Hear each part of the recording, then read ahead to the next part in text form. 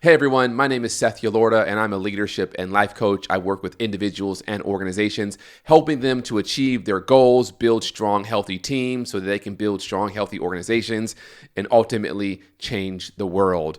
In this episode, I want to dive into the 3 wrong goals that individuals often make and how you can fix it. You know, I was just having a conversation with my wife not too long ago, and we were talking about my own goal-setting habits. The reality is that if you're listening to this or watching this, at some point in your life, you set a goal for yourself. Maybe it's a weight loss goal, maybe it's a financial goal, maybe it's a professional goal or a relational goal. All of us at some point have set goals, and if we're honest, all of us have failed to achieve all of the goals that we've set for ourselves. There's something going maybe all the way back to high school, elementary school, where you set a goal and you didn't achieve it.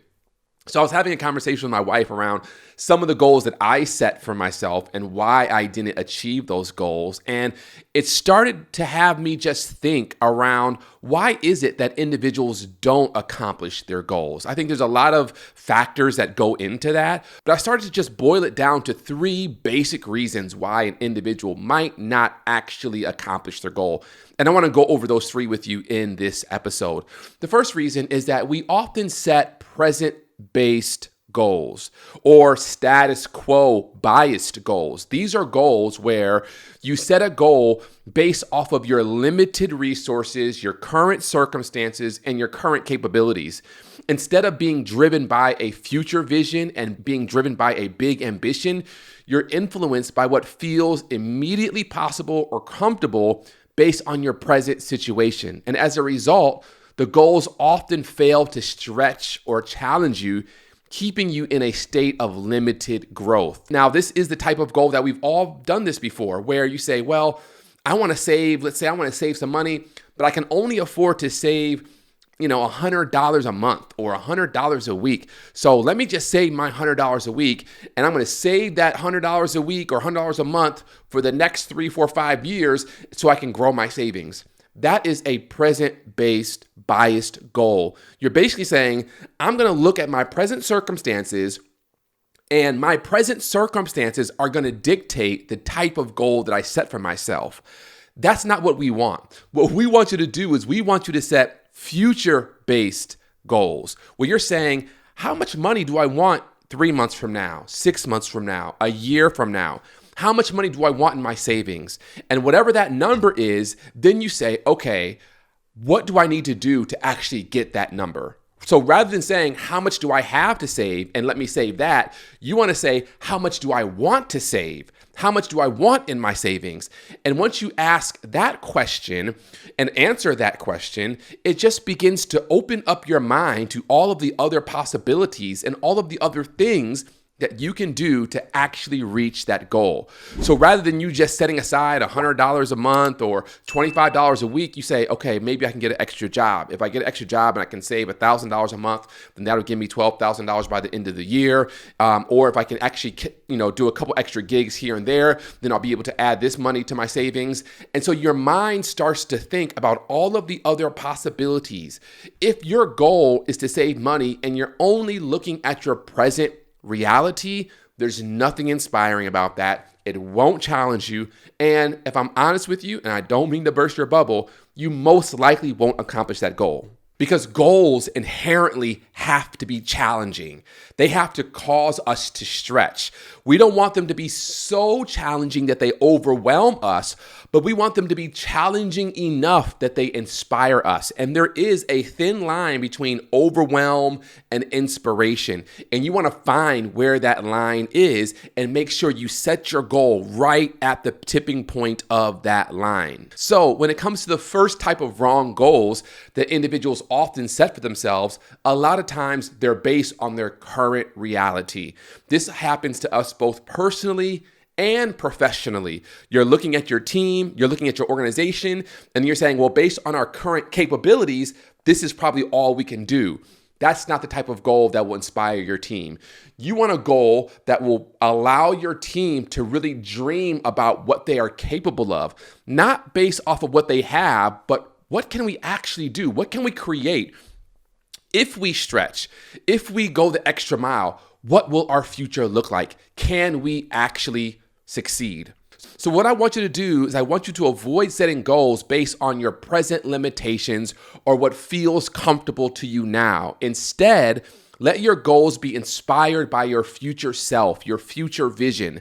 These future-based goals truly drive transformation and are often the ones that feel out of reach today, but they will inspire you to grow into the person capable of achieving them. So I don't want you to set any present-based goals. We want to be aware of our present, but then we want to say, where do I want to be 3 months, 6 months, 12 months from now, 3 years from now, and how can I stretch to reach that goal? Not based off of my current capabilities, but based off of my future potential. So the first goal that we often set that is wrong is present-based bias goals. The second goal that we set for ourselves that is often wrong is desperation-based goals. Desperation-based goals are goals that are really set out of a sense of lack. So you're saying to yourself, well, I want to set a goal, so I need to save $10,000 so that I can buy this car.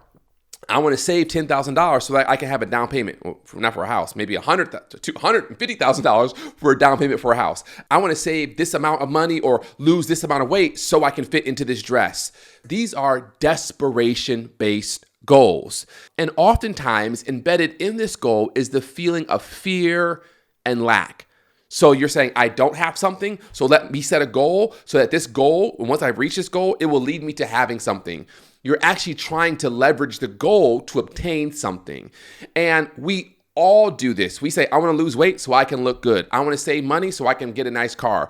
I want to get this certification so I can get a promotion.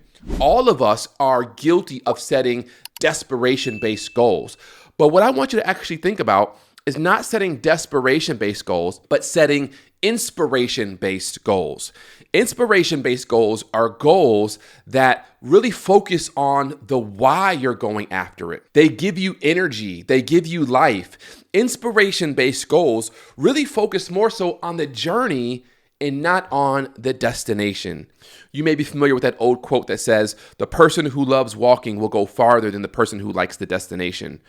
The idea of I'm enjoying the journey, I'm inspired by saving, I'm inspired by lifting weights, I'm inspired by pursuing these education and furthering my knowledge. It's the journey itself that gives me inspiration in life. So rather than thinking about the goals that you're setting as desperation, I want you to think about the goals as inspiration-based goals. Now, it can be the exact same goal, but the motivation will be different. I'm not approaching this goal of weight loss because I am lacking something. I'm approaching this goal of weight loss because I am inspired by something.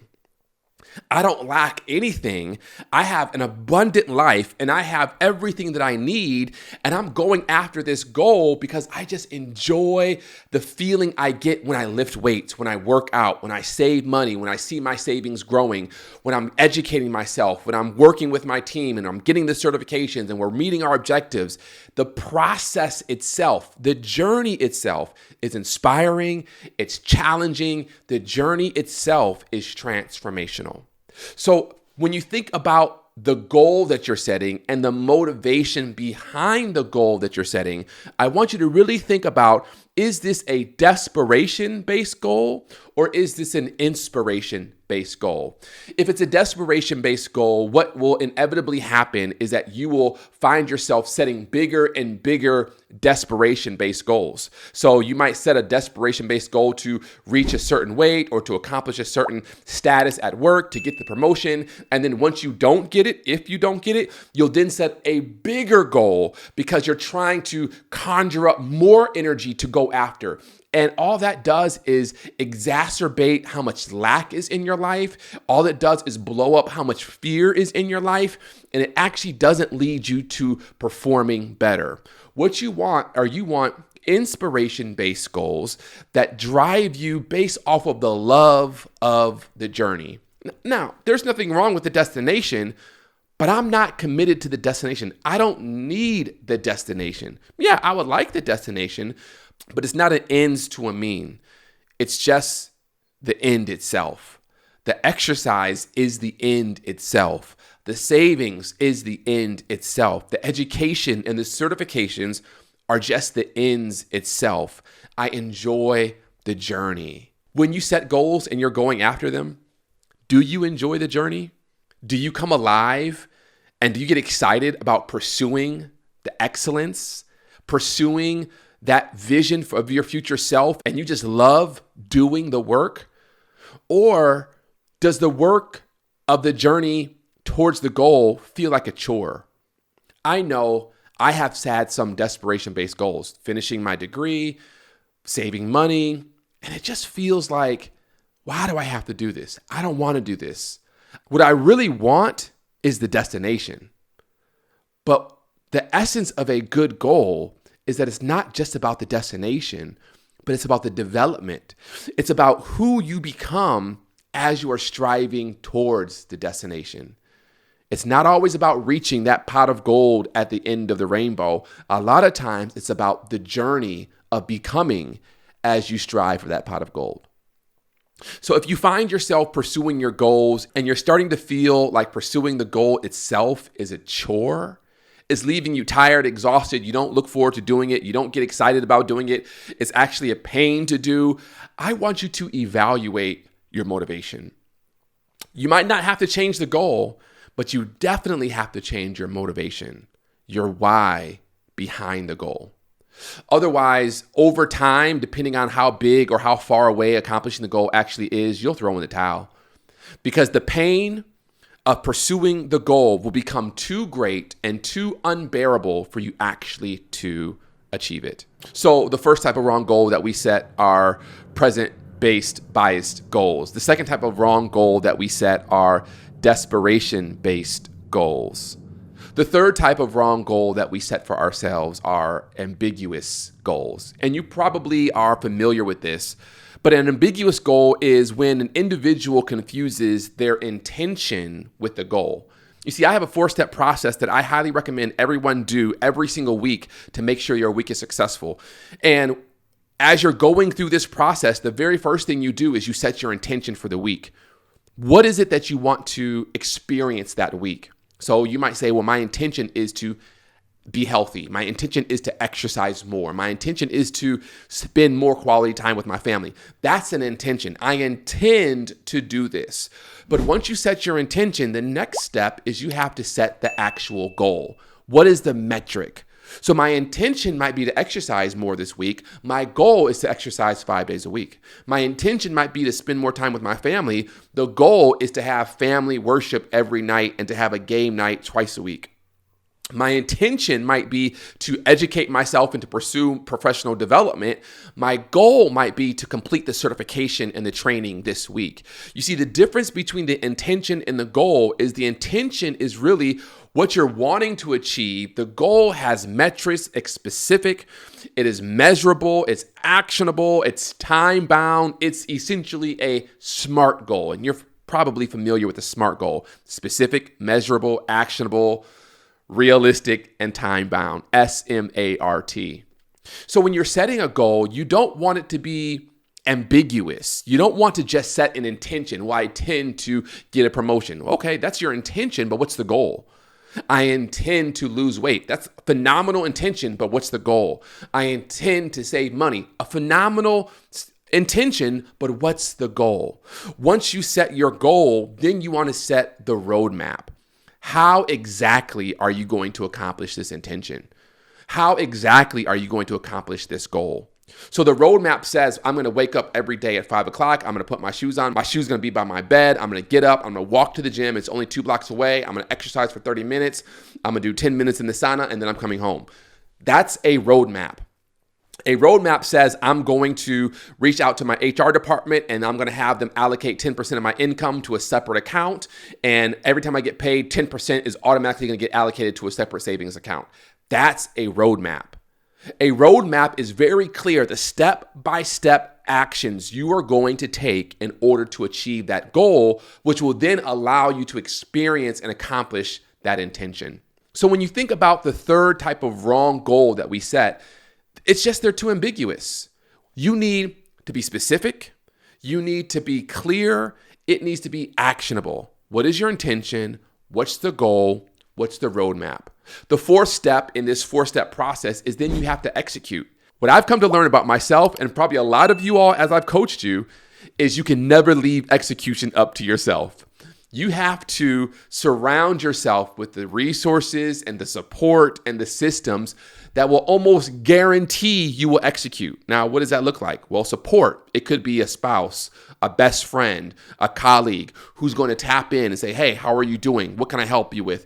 Are you reaching your goal? Maybe it's having a gym buddy that's meeting you there. Maybe it's having a savings buddy and you all are saving money together. Whatever that might look like, you have to have the necessary support in order to help you execute.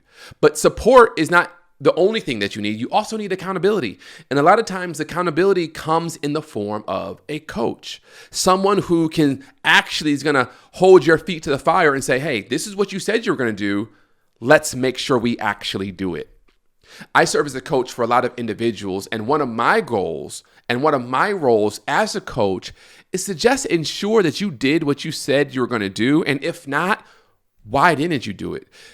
Did you encounter some type of mental roadblock, some type of self-defeating thoughts? Maybe you have some thought patterns that you set your intentions, you set the goal, you had the roadmap, but when it came time to execute, you didn't execute.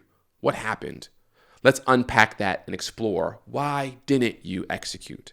So these are the 3 types of wrong goals: present-based bias goals, desperation-based goals, and ambiguous goals.